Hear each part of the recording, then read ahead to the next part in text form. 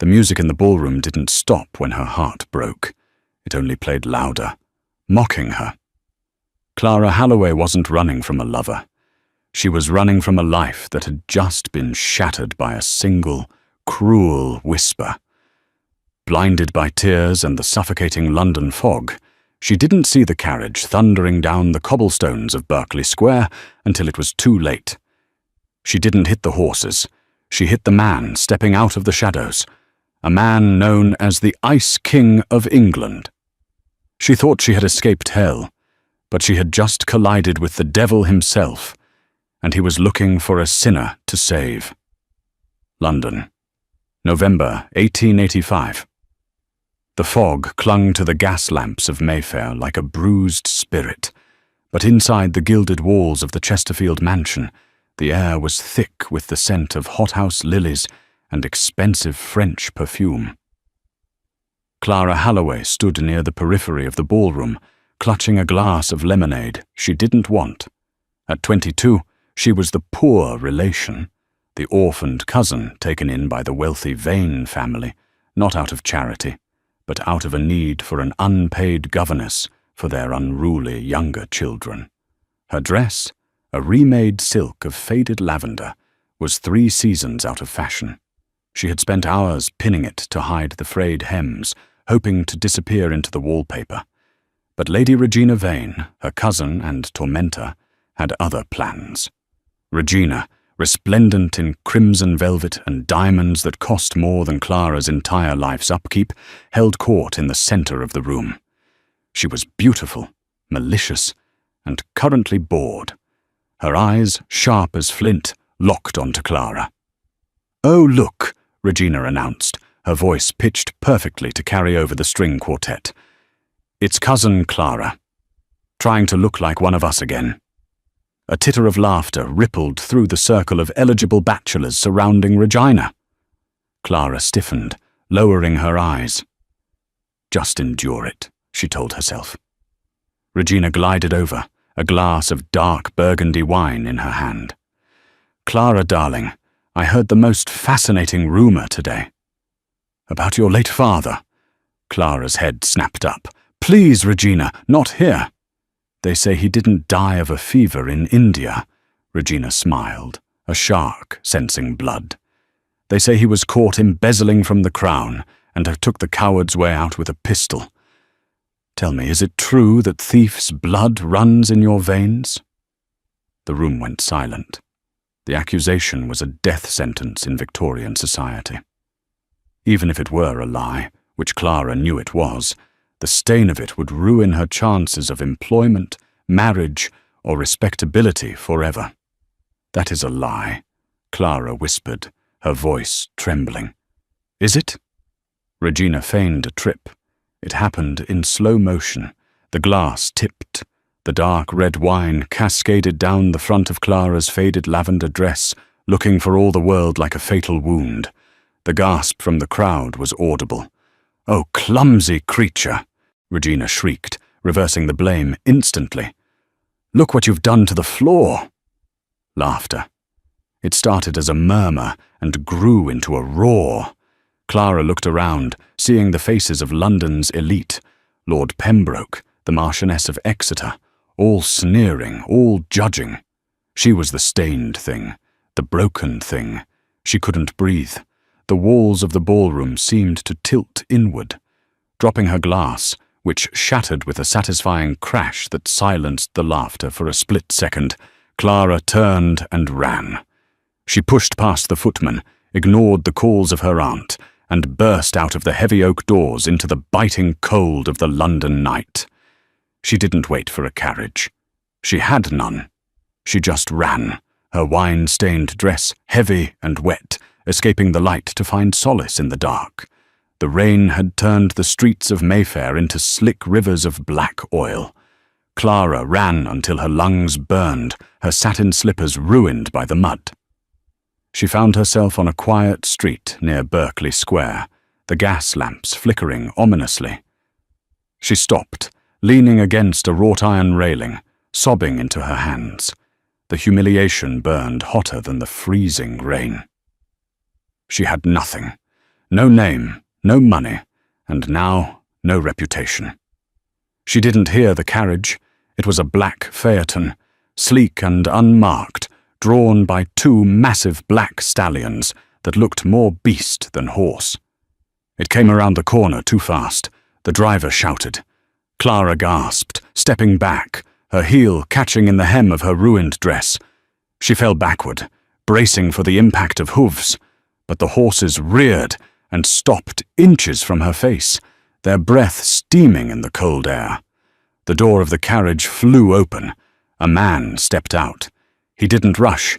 He unfolded himself from the vehicle with a predatory grace. He was tall, wearing a heavy greatcoat with the collar turned up. He wore no hat, allowing the rain to soak into hair as black as the night around them. "Have you a death wish, woman?" His voice was a low baritone, cold enough to freeze the rain mid-air. Clara scrambled to stand, slipping in the mud. I didn't see." The man stepped into the light of the street lamp. Clara's breath hitched. It was Sebastian Thorne, the Duke of Blackwood. Every woman in London knew his face, though few had seen it up close. He was known as the coldest duke in England. Rumours swirled that he had built his fortune on ruthless railroad acquisitions, that he had destroyed 3 rival families financially before breakfast, and that his heart was made of the same iron he mined in the north. His face was strikingly handsome but severe, high cheekbones, a jaw that could cut glass, and eyes of a piercing, icy blue that seemed to analyze her worth in a single second. He looked at her muddy, wine-stained dress. He didn't see a damsel in distress. He saw an inconvenience. "You are Lady Vane's cousin," he stated. It wasn't a question. He knew everyone. "The one they call the Mouse." Clara lifted her chin, a spark of anger cutting through her misery. "I am Clara Halloway, and if you are quite done insulting me, Your Grace, I shall remove myself from your path." She tried to step around him, but her shivering was uncontrollable. The cold had seeped into her bones. She swayed, the world spinning grey. Sebastian's hand shot out, catching her arm. His grip was iron, but his gloves were warm leather. "You will freeze before you reach the corner," he said, his voice devoid of sympathy, but heavy with logic. "Get in." "I would rather freeze than accept charity from the Duke of Blackwood," she chattered, her pride the only thing keeping her upright. Sebastian looked at her then, really looked at her. He saw the fire in her eyes that contradicted the shaking of her frame. A flicker of interest crossed his stoic features. "It isn't charity, Miss Halloway," he said, opening the carriage door wider. "It's a negotiation. I am in need of a woman who can lie convincingly, and judging by the fact that you are standing here pretending you aren't freezing to death, you have talent." Clara stared at him. Negotiation?" "Get in," he commanded softly, "or die in the street. The choice is yours." Clara looked at the dark, warm interior of the carriage, then back at the empty, unforgiving street. She stepped up, and the Duke of Blackwood followed her into the dark. The interior of the carriage smelled of expensive tobacco, leather, and the faint, metallic scent of rain. Sebastian sat across from her, watching her with unblinking intensity as the carriage lurched forward. He didn't offer her his coat. He didn't ask if she was okay. "Why were you running?" he asked. "Lady Regina spilled wine on me and accused my dead father of being a thief," Clara said, too tired to lie. "I ruined the floor." "Regina Vane is a viper," Sebastian said, checking his pocket watch.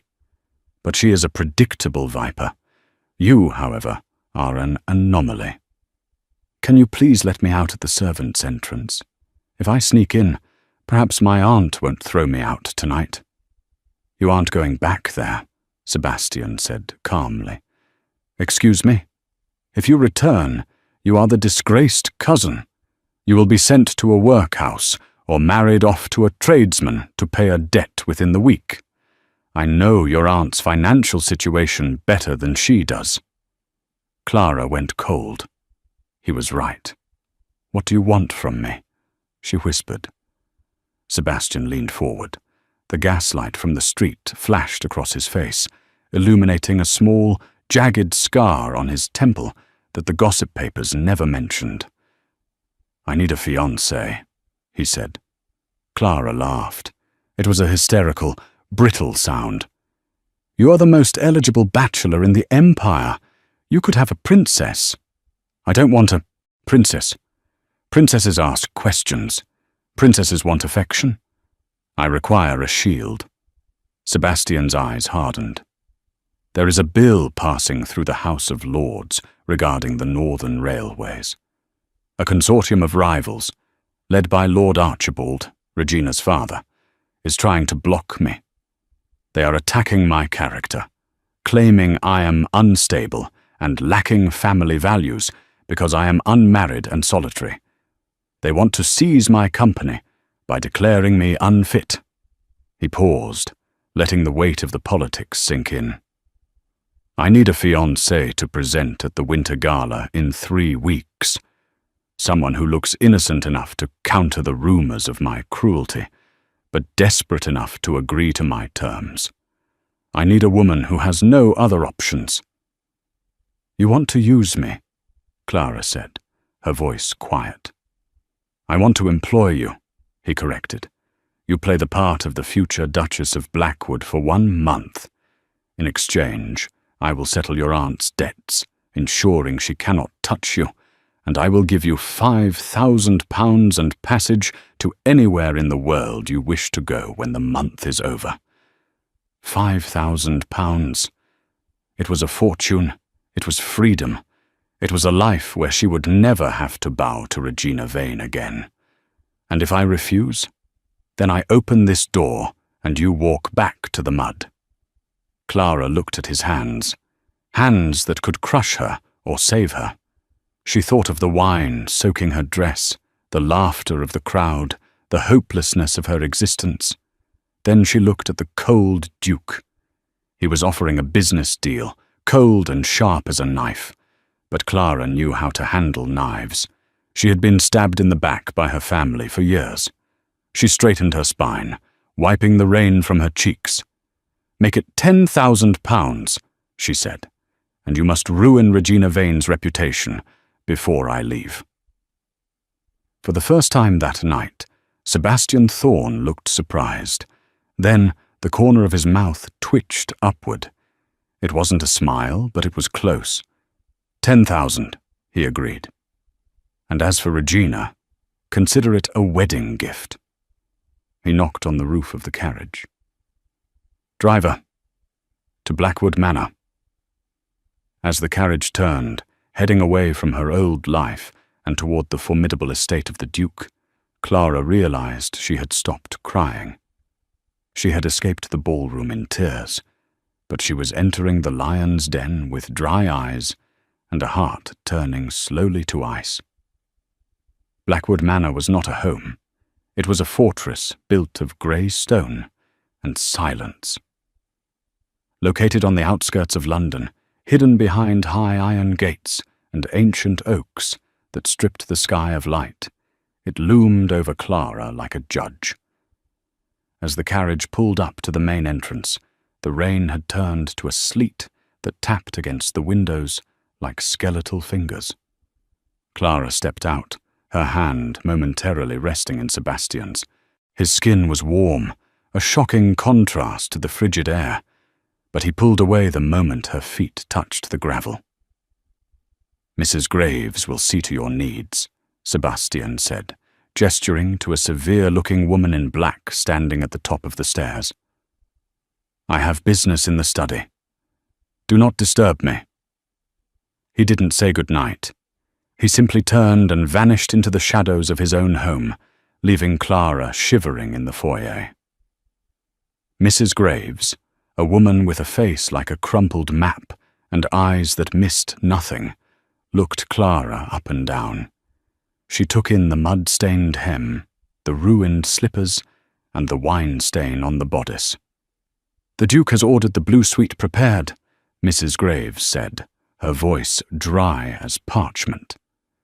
"He also ordered a bath and a seamstress for the morning. I suggest you burn that dress, Miss Halloway. It smells of desperation." Clara stiffened. "It smells of spilled wine, Mrs. Graves, and desperation is often just survival in disguise." The housekeeper paused, a flicker of surprise, or perhaps respect, crossing her face. "Indeed. Follow me." The next 3 days were a blur of transformation. Clara Halloway, the invisible mouse, was scrubbed, polished, and pinned. Dressmakers arrived with bolts of silk in emerald, sapphire, and charcoal. Colours Sebastian had selected. They were dark, powerful colours, the colours of a duchess, not a debutante. Clara saw Sebastian only at dinner. They sat at opposite ends of a mahogany table, long enough to seat 30 men. The silence between them was filled only by the clinking of silver against china and the ticking of a grandfather clock. "You are eating too little," Sebastian observed on the third night, not looking up from a document he was reading by candlelight. "I am not used to such richness," Clara replied, pushing a piece of roasted duck around her plate. "And I am wondering when the performance begins." "Tomorrow," Sebastian said, finally meeting her eyes. "We attend the opera at Covent Garden, La Traviata. It is fitting, don't you think? A story about a fallen woman." "I am not a fallen woman, Your Grace. To society, you are whatever I say you are. And tomorrow, you are the woman who captured the Ice King's heart." He stood up, walking over to her. He placed a small velvet box on the table. "Open it." Clara's fingers trembled as she lifted the lid. Inside lay a necklace of diamonds and sapphires, so heavy it looked like a shackle. The center stone was the size of a quail's egg, dark and endless as the ocean. "The Blackwood sapphires," she whispered. "These are family heirlooms." "They are props," he corrected. "Wear them." "And Clara?" She looked up. He was standing close, too close. She could smell the sandalwood soap he used and the scent of old paper. "Do not look at the floor tomorrow," he said, his voice dropping an octave. "You look at me, or you look through them. If you show fear, they will tear you apart. Lord Archibald is not just a rival. He is a predator. He smells weakness." "Why do you hate him so much?" Clara asked. "Is it just business?" Sebastian's expression shuttered.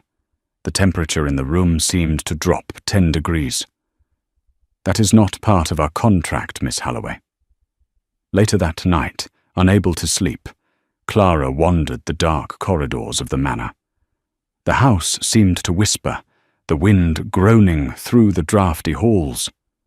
She found herself outside the library doors. They were slightly ajar. Inside, the fire had burned down to embers. Sebastian was slumped in a leather armchair, a glass of whiskey in his hand. He wasn't reading. He was staring at a portrait hanging above the mantel, a painting of a young boy and a smiling woman. The woman looked kind. The boy looked happy. It was the first time Clara realized that the cold Duke had once been a child who knew how to smile. She watched him for a moment, seeing the exhaustion etched into the lines of his face. He rubbed his temple, right over the jagged scar. He looked human, dangerously human. She turned to leave, but a floorboard creaked. Sebastian's head snapped up. His hand went instantly to a drawer in the desk, reaching for a pistol. "Who is there?" he snarled. "It is only me," Clara said, stepping into the light, her heart hammering. Sebastian relaxed slightly, but his eyes were wild. "Spying, Clara?" "Wandering," she countered. "I couldn't sleep. The house. It feels heavy." Sebastian poured another measure of whiskey. It is haunted by the debts of the past. Go to bed, Clara. Tomorrow, we go to war." The carriage ride to Covent Garden was a lesson in suffocating silence. Outside, the London night was alive with the chaotic symphony of iron wheels on cobblestones, the shouting of newsboys, and the distant, mournful foghorns from the Thames. Inside the velvet-lined interior of the Duke's phaeton, however, the air was still and heavy, charged with an electricity that made the fine hairs on Clara Halloway's arms stand on end. Clara sat rigid, her hands clasped tightly in her lap to stop them from trembling. She was no longer the girl in the faded lavender dress who had fled to the vain ballroom in tears. Tonight, she was a creation of Sebastian Thorne's design. She wore a gown of midnight blue velvet, so dark it appeared black in the dim light, cut low across the shoulders in a daring French style that no debutante would dare wear, but which a duchess could command. The fabric was heavy, dragging against her skin like the weight of the lie she was about to tell the world. Around her throat sat the blackwood sapphires. The necklace was a legendary artifact of the Thorne family, a collar of diamonds and deep ocean blue stones that felt cold and heavy, like a shackle of ice. They were beautiful, undeniably so, but they felt like a brand. Property of the Duke. "You are breathing too shallowly," Sebastian's voice cut through the dark. He wasn't looking at her. He was adjusting the cuffs of his stark white shirt, his profile illuminated by the passing gas lamps. He looked severe, terrifyingly handsome, and utterly composed. "If you faint, Clara, the press will say you are pregnant. If you trip, they will say you are drunk. You must be neither." Clara turned to look at him. "And what if I am terrified?" she whispered. "What will they say then?" Sebastian turned his head slowly. His eyes, usually so guarded, swept over her face with a strange intensity. For a fleeting second, the mask of the Ice King slipped, revealing a flicker of something that looked dangerously like concern. He reached out, his gloved hand hovering for a moment, before he tucked a stray curl of her hair behind her ear. The touch was electric, sending a jolt of heat through her that had nothing to do with fear. "Fear is useful," he said, his voice dropping to a rough murmur. "Fear keeps you sharp, but do not let them see it. Tonight, you are not Clara Halloway, the orphan. You are the woman who brought the Duke of Blackwood to his knees. You hold the power. Believe that, even if it is a lie." The carriage slowed, lurching as it joined the queue of vehicles outside the Royal Opera House. The noise of the crowd swelled, a roar of voices, laughter, and judgment. "Ready?" Sebastian asked, offering his arm. Clara took a deep breath, inhaling the scent of his sandalwood soap and the leather of the seats. She gripped his arm, her fingers digging into the expensive fabric of his coat. "Ready." The entrance to the Royal Opera House was a gauntlet. The moment the footman opened the carriage door, the flashbulbs of early cameras popped, blinding white explosions in the fog. The air smelled of horse manure, expensive French perfume, and the burning phosphorus of the flash powder. Sebastian descended first, turning to help her down. As Clara stepped onto the red carpet, a hush rippled through the onlookers closest to them, spreading outward like a wave until the chatter on the steps dulled to a murmur. She felt 100 pairs of eyes land on her. She felt them dissecting the cut of her dress, the set of her jaw, and the curve of her waist. She felt the ghost of her poverty clinging to her heels, but she forced her spine to straighten. "Look through them," Sebastian had said, "like they are furniture." They ascended the grand staircase. It was a sea of black tailcoats and rainbow-colored silks. Clara recognized faces from the society pages, faces that had sneered at her only a week ago. Lady Jersey, who had once asked Clara to fetch her a shawl as if she were a maid, now stared with her mouth slightly agape. Lord Harrington, who had laughed when Regina spilled the wine, actually tipped his hat as they passed. It was intoxicating. It was terrifying. "Keep your head up," Sebastian murmured against her ear, his breath warm. To the crowd, it looked like an intimate endearment between lovers. "Do not acknowledge them yet. We are royalty tonight." They reached the private box reserved for the Duchy of Blackwood. It was situated directly opposite the Vane family box, a deliberate strategic positioning that Sebastian had undoubtedly arranged. As the usher opened the velvet-curtained door, Clara stepped into the golden light of the theatre. The opera house was a cavern of guilt and glory, 4 tiers of humanity stacked to the painted ceiling. The moment Clara appeared at the railing, the hum of the audience shifted. Opera glasses were raised in unison, hundreds of lenses reflecting the gaslight, all trained on her. "Smile," Sebastian commanded softly, standing close behind her, his hand resting possessively on the small of her back. The heat of his palm burned through the velvet of her gown. A small, mysterious smile. Like you know a secret they would kill to hear. Clara forced the corners of her lips upward. She looked across the vast chasm of the auditorium. There, in the opposing box, sat the Vane family. Lord Archibald Vane was a heavy-set man with a face flushed perpetually red by port wine and temper. He sat like a toad on a lily pad, his eyes narrowed as he stared at Clara. Beside him sat Regina. Regina looked stunning in crimson silk, but her expression was one of pure, unadulterated shock. She held her opera glasses with white-knuckled intensity. Clara felt a sudden, fierce surge of satisfaction. For years, she had been the mouse in Regina's shadow. Tonight, she was the sun, and Regina was squinting in the glare.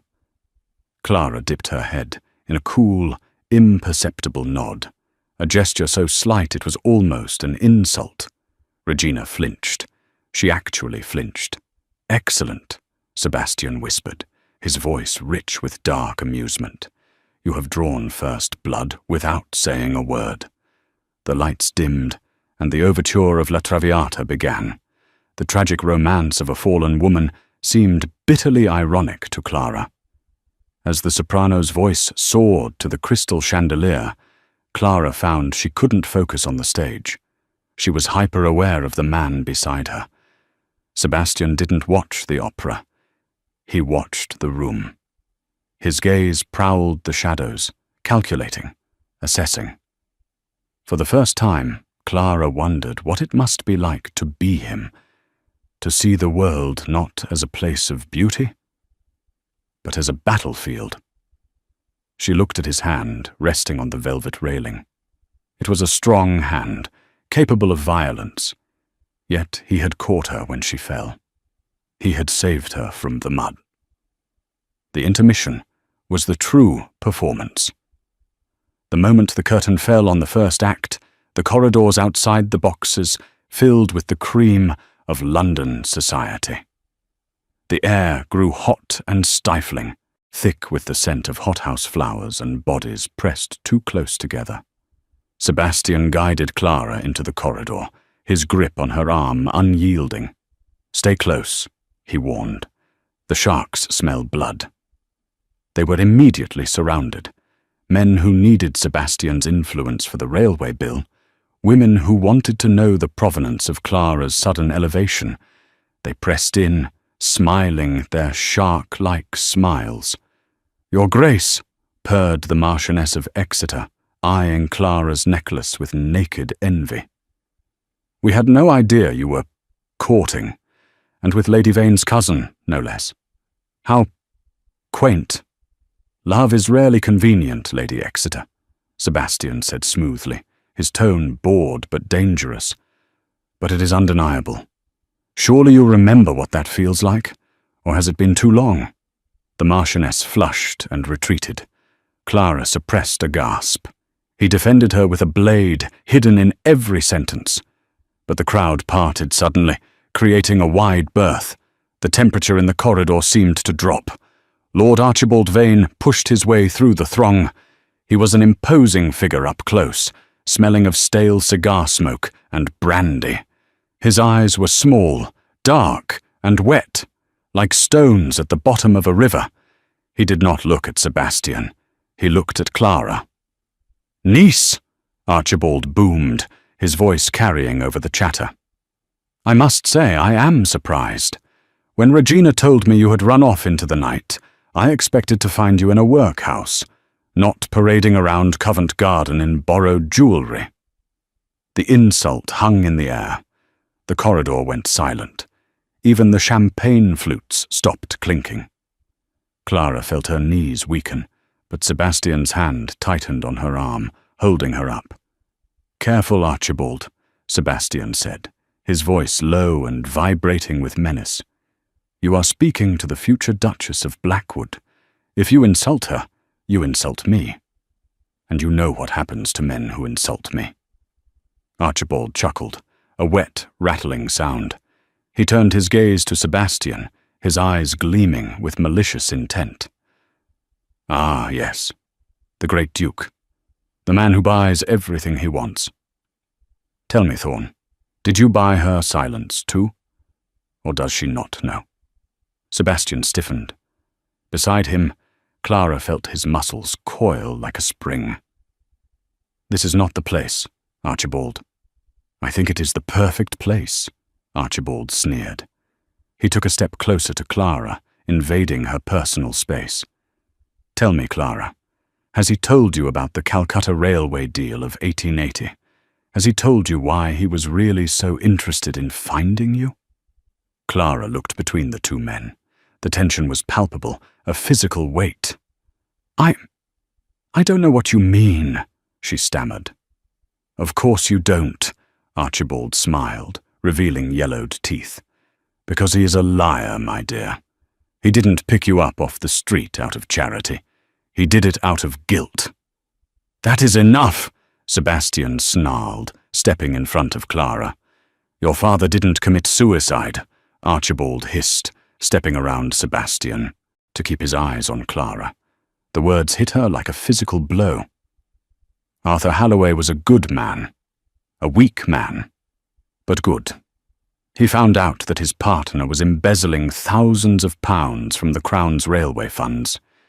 He was going to turn him in." Clara's world tilted. "What?" "He was going to the authorities," Archibald continued, his voice dropping to a conspiratorial whisper that everyone could hear. But his partner couldn't let that happen. So the partner framed him. He planted the evidence in Arthur's office, destroyed his reputation, and drove him to put a pistol in his mouth. Or so the story goes. Archibald pointed a shaking, accusatory finger at Sebastian. "Ask him, Clara. Ask the Duke of Blackwood who your father's partner was on the Calcutta line. Ask him who holds the patent for the engine your father designed. Ask him who built his fortune on the grave of Arthur Halloway." Clara turned slowly to Sebastian. The noise of the corridor, the whispers, the rustling silk, faded into a buzzing static. All she could see was Sebastian's face. She waited for the anger. She waited for him to strike Archibald down, to laugh at the absurdity of the lie, to defend his honor. She waited for the Ice King to freeze this man out of existence. But Sebastian did none of those things. He stood perfectly still. His face was a mask of marble, pale and unmoving. His eyes, usually so sharp, were dark pools of resignation. He didn't look at Archibald. He looked at her. And in his eyes she saw no denial. "Sebastian?" Clara whispered. The name felt like broken glass in her throat. "Is it true? Were you my father's partner?" Sebastian's jaw tightened. A muscle feathered in his cheek. He looked at the crowd, then back at her. He saw the heartbreak shattering her face, and for a moment he looked like he might speak. He looked like he might beg. But then he closed his eyes. "Yes," he said. The word was quiet, flat, devoid of emotion. "I was on the board. I benefited from his death. The patents became mine." "And the embezzlement?" Archibald pressed, sensing victory. "Tell her the truth, Thorne.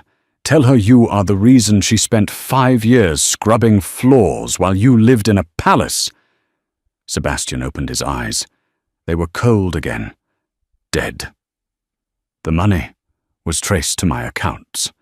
Yes." Clara felt the air leave her lungs. It wasn't just a betrayal. It was an annihilation.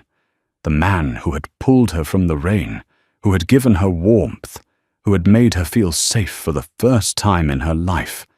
He was the architect of her misery.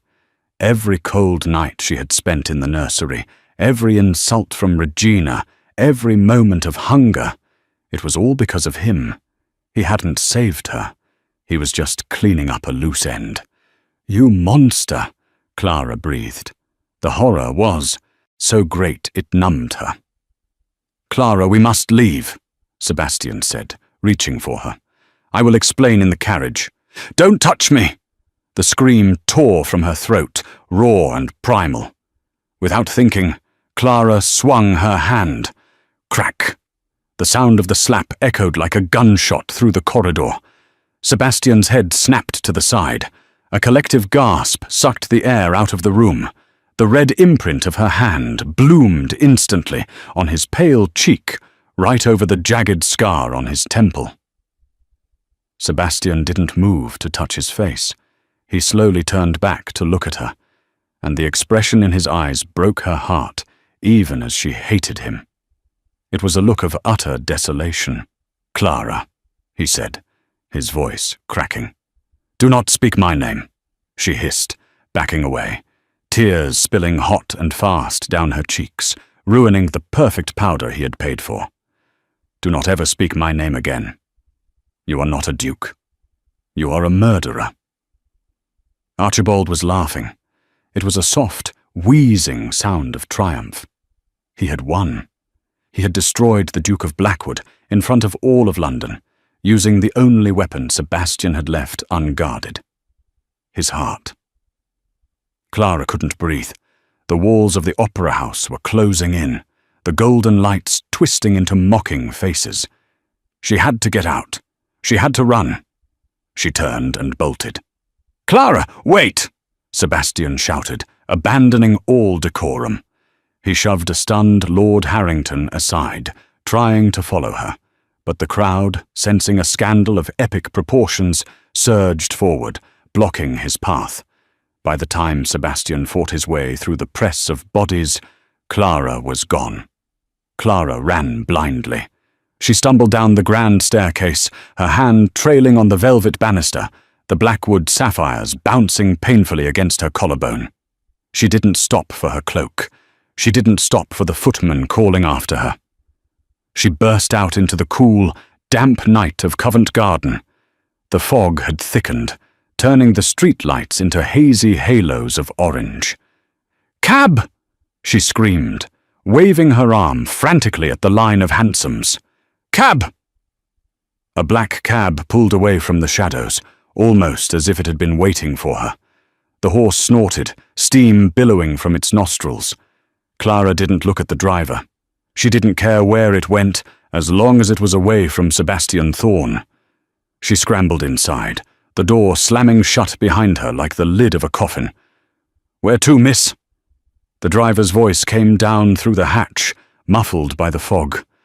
"Away," Clara sobbed, burying her face in her hands. "Just take me away from here. Take me to the East End. Take me to the newspapers." She would burn him. She would tell the world what he was. She would destroy the Duke of Blackwood if it was the last thing she did. The whip cracked. The carriage jerked forward, rattling over the stones. But inside the cab, amidst her sobbing, Clara didn't notice that they weren't turning west toward the newspaper offices. The carriage took a sharp turn towards the river, toward the dark, industrial silence of the docks, and she didn't see the man sitting in the shadows of the alleyway they had just passed, Lord Archibald's scarred henchman, Mr. Rooker, who tipped his hat to the driver as the carriage thundered past, carrying Clara Halloway not to freedom, but into the dark. The hansom cab rattled violently over the cobblestones, the wheels splashing through puddles of grime and refuse. Clara sat huddled in the corner, her breath misting on the cold glass. The adrenaline that had propelled her out of the opera house was beginning to curdle into fear. She clutched her reticule, inside of which sat a small notebook she had taken from Sebastian's desk. A notebook full of dates and railway schedules she didn't fully understand, but which she hoped the editors at the London Gazette would investigate. "Driver!" Clara called out, her voice trembling slightly. "We have passed Fleet Street. You missed the turn." The driver did not answer. The cab picked up speed, lurching around a sharp corner. The gas lamps became fewer and farther between. The elegant townhouses of the West End gave way to the looming, skeletal structures of the industrial district. The air grew thicker, smelling of coal smoke, rotting fish, and the brackish scent of the River Thames. "Driver, stop this cab at once!" Clara shouted, pounding on the roof with her fist. The trapdoor in the roof slid open.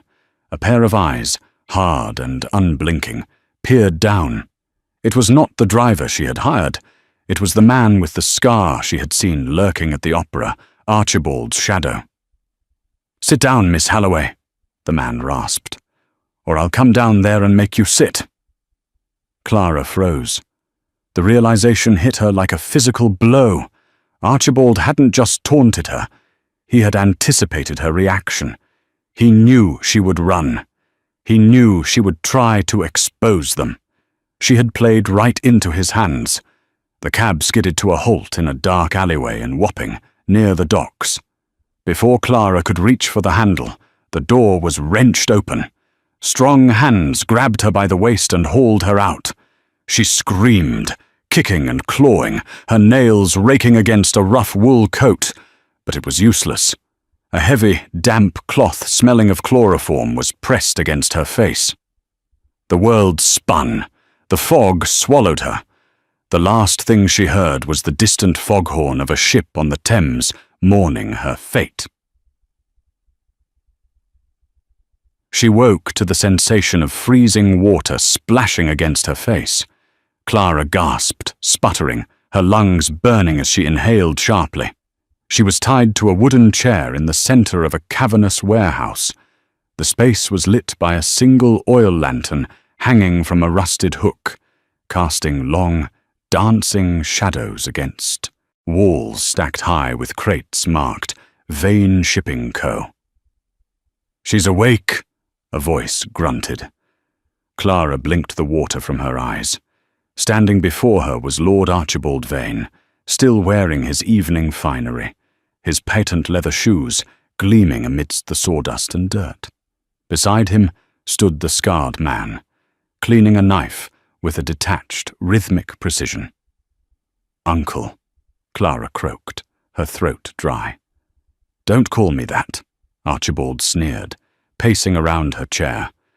"You are just like your father, self-righteous, meddlesome, and entirely too difficult to kill." "My father took his own life," Clara whispered, the memory of the funeral flashing in her mind. "Is that what they told you?" Archibald laughed, a cold, hollow sound. "Arthur Halloway was a fool. We had a good thing going with the Calcutta line, skimming off the top, inflating construction costs. It would have made us all rich. But Arthur found a conscience. He threatened to go to the Board of Trade. He threatened to ruin me." Archibald stopped pacing and leaned in close, his face twisted into a mask of greed. "I didn't want to kill him, Clara. I just wanted him to sign the confession. But he fought. So, my friend Mr. Rooker here," he gestured to the scarred man, "had to intervene. We made it look like a suicide, a tragic end for a thief." Clara felt a sob rise in her chest, but she bit it back. Tears would not save her now. And Sebastian? The Duke? Ah, the boy. Archibald waved a hand dismissively. He was your father's protégé. He worshipped Arthur. When Arthur died, I planted the evidence to make it look like Sebastian had been the one skimming the funds, and that Arthur killed himself in shame over his student's betrayal. I destroyed Sebastian's reputation with the older generation. But the boy, he is resilient. He took the blame to protect your father's name from being dragged through the mud, thinking he was saving Arthur's legacy for you. The truth washed over Clara, cleansing her of her anger towards Sebastian and replacing it with a crushing guilt. Sebastian hadn't killed her father. He had martyred his own reputation to protect her father's memory. He had borne the title of Cold Duke and Ruthless Tycoon because he refused to let the world know that Arthur Halloway was accused of theft. He tried to save us, Clara whispered. And now he will die trying to save you, Archibald said, checking his pocket watch. I sent a message to Blackwood Manor. Come alone to the East India docks, or the girl dies. He is predictable. He will come. He won't, Clara said, though she prayed she was wrong. He doesn't love me. It is a business arrangement. Men like Sebastian Thorne don't do business with their hearts unless they are already lost, Archibald smirked. He looked at you tonight at the opera, Clara. He looked at you the way a drowning man looks at land. A heavy thud echoed from the warehouse doors. Then silence. Mr. Rooker stopped cleaning his knife. He tilted his head. Boss! The massive sliding doors of the warehouse groaned. They didn't open. They shook. Then, with a deafening crash, the smaller pilot door was kicked open, splintering the wood. Sebastian Thorne stood in the doorway. He had shed his tailcoat. He stood in his shirt sleeves, his waistcoat unbuttoned, his chest heaving. In his hand, he held a heavy, silver-plated revolver. The fog swirled around him like a cape. He didn't look like a duke. He looked like the angel of death. Let her go. Sebastian's voice was calm, terrifyingly calm. It echoed through the vast space. Thorne! Archibald shouted, grabbing Clara by the hair and pulling her head back. He pulled a small pistol from his coat and pressed it to her temple. Drop the gun, or I paint the wall with her brains. Sebastian's eyes locked onto Clara's. In them, she saw no ice. She saw a raging fire of terror and love. If you hurt her, Archibald, Sebastian said, slowly lowering his gun to the floor, there is no corner of hell deep enough to hide you from me. Kick it away, Archibald screamed. Sebastian kicked the gun. It slid across the floor, coming to rest near a stack of crates. Rooker, Archibald commanded. Finish him. The scarred man lunged. He didn't use a gun. He preferred the blade. He closed the distance with terrifying speed. Sebastian, unarmed, braced himself. What followed was a brutal, ugly brawl. Sebastian was younger and stronger, but Rooker was a killer by trade. The knife slashed out, cutting a deep gash into Sebastian's forearm. Sebastian didn't flinch. He grabbed Rooker's wrist, twisting it with a sickening crack, and drove his knee into the man's stomach. Rooker went down, but scrambled up, slashing again. This time, the blade caught Sebastian across the ribs. Blood blossomed on his white shirt. No! Clara screamed, struggling against her ropes. Sebastian ignored the pain. He caught Rooker's arm again, this time swinging the man around and slamming him headfirst into a solid oak support beam. Rooker crumpled to the floor and did not move. Sebastian turned to Archibald, his breath coming in ragged gasps, blood dripping from his fingers. Your turn, Sebastian growled, stepping forward. Archibald's hand shook.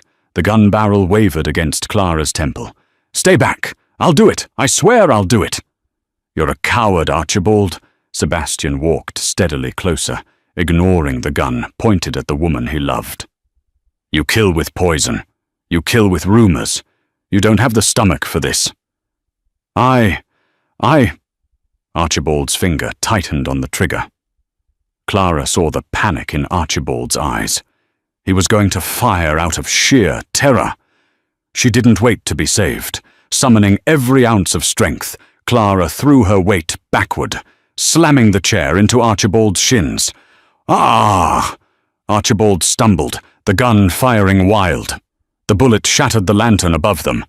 Hot oil rained down, and darkness plunged the room into chaos, lit only by the sudden flare of fire on the floor. "Clara!" Sebastian roared. He was there in a heartbeat. He didn't go for Archibald. He went for her. He tackled the chair, shielding her body with his own, as the crate of oil-soaked rags nearby caught fire. Archibald scrambled in the smoke, coughing, trying to find his gun. "We have to go," Sebastian coughed, fumbling for a knife in his boot to cut her ropes. His hands were slick with his own blood, but he sliced through the hemp, binding her wrists. "Archibald!" Clara gasped, pointing. The older man was trying to flee out the back exit. "Let him go," Sebastian said, pulling her to her feet. The fire was spreading fast, licking up the dry timber walls of the warehouse.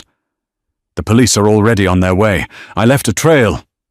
He wrapped his arm around her, supporting her weight, though he was the one bleeding profusely. They stumbled out into the cool, damp night air, just as the warehouse windows blew out, spewing glass and flame into the fog. Sirens wailed in the distance. The London Metropolitan Police were coming. Clara turned to Sebastian. He was pale, his shirt soaked red. He looked at her, his hand reaching up to touch her cheek, smearing a trace of blood on her skin. "I didn't kill him," Sebastian whispered, his voice fading. "Clara, I never killed him." "I know," she sobbed, catching him as his knees gave way. "I know, Sebastian. I know." The Ice King of England collapsed into her arms, and for the first time, Clara felt the terrifying heat of his blood. The waiting room at St. Thomas's Hospital was quiet, save for the ticking of the clock and Clara's own heartbeat. It had been 6 hours. 6 hours since the police had found Archibald Vane, cowering in an alleyway, his pockets full of incriminating ledgers he had tried to save from the fire. 6 hours since Sebastian had been wheeled into surgery, his life hanging by a thread. Clara sat on a wooden bench, still wearing her ruined, soot-stained ball gown. She refused to leave. She refused to change. A doctor emerged, wiping his hands on a towel. He looked tired. "Your Grace?"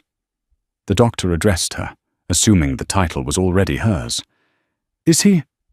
Clara stood up, her legs shaking. "He has lost a great deal of blood, and the wound to his ribs missed his lung by a fraction of an inch," the doctor said gravely. "But the Duke is a man of remarkable constitution. He is awake. He's asking for you." Clara let out a breath she felt she had been holding since Berkeley Square. She entered the private room. Sebastian lay against white pillows, his skin almost translucent, his chest heavily bandaged. But his eyes, those piercing, icy blue eyes, were open and focused on her. She approached the bed slowly. "You look terrible," she whispered, tear slipping down her cheek.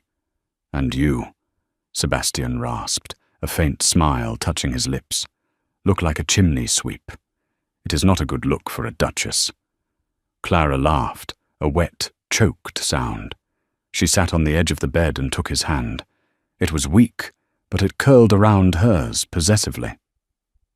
"Why didn't you tell me?" she asked.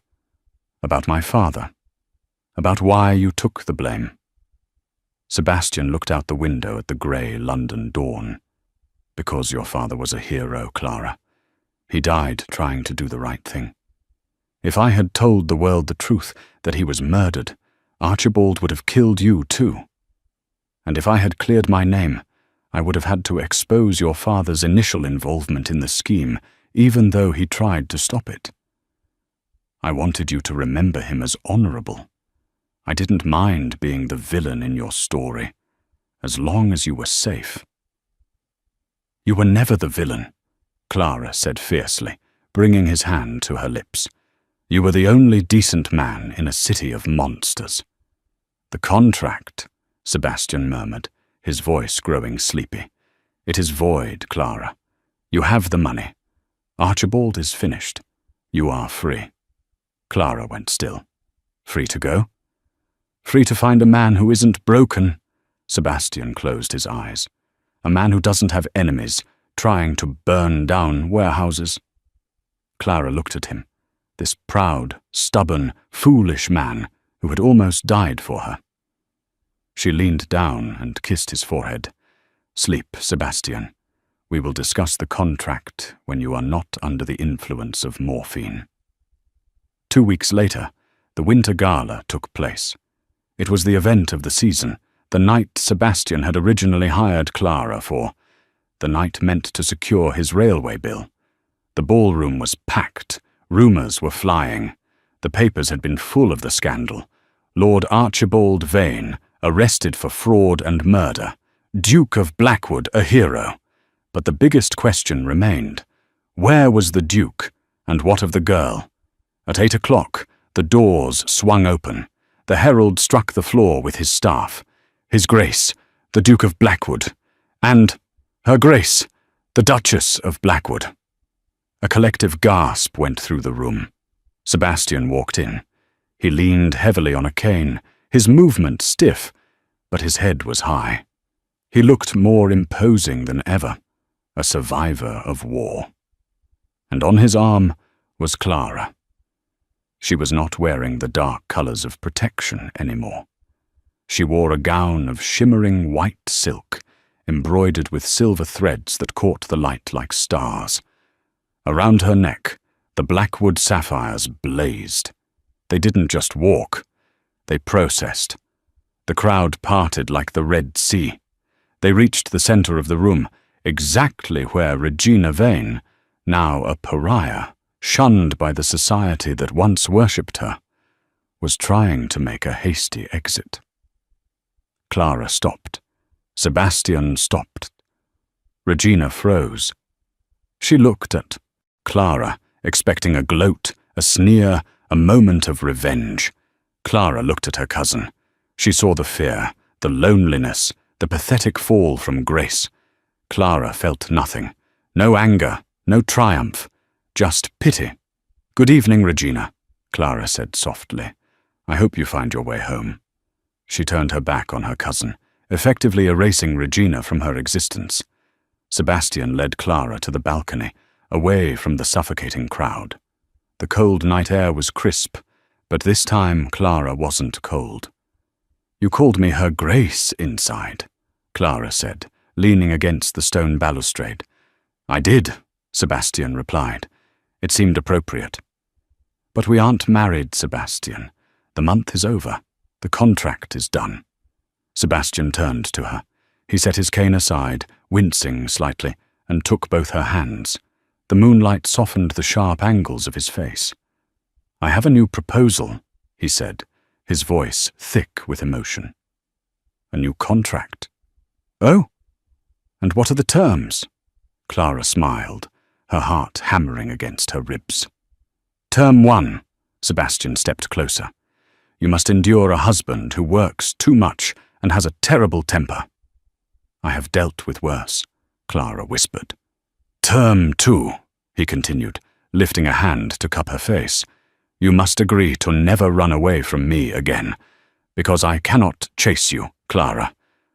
My ribs won't take it." Clara laughed, tears springing to her eyes. "And the payment?" "Everything I have," Sebastian said, his gaze intense and vulnerable. "My title, my fortune, my life, and a heart that I swore was dead until you fell in front of my carriage." He lowered his head, his forehead resting against hers. "Marry me, Clara. Not to save a deal, not to save a reputation, but because I cannot breathe when you are not in the room.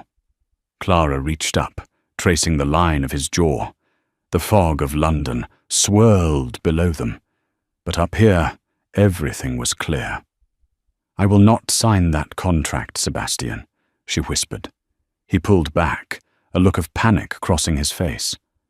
I will not sign it, she repeated, pulling him down for a kiss that tasted of winter air and forever. Because I don't need a contract to love you. I need a lifetime. Sebastian let out a ragged breath and crushed her to him, kissing her with a desperation that silenced the city below. The Ice King had melted, and in his place stood a man who had finally found his home. And that is the story of how a spilled glass of wine and a desperate escape led Clara Holloway to the heart of the most dangerous man in England. It reminds us that sometimes the things that break us are actually breaking us open for something better. If you enjoyed this journey through Victorian London and want more stories of romance, betrayal and redemption, please hit the like button and don't forget to share this video.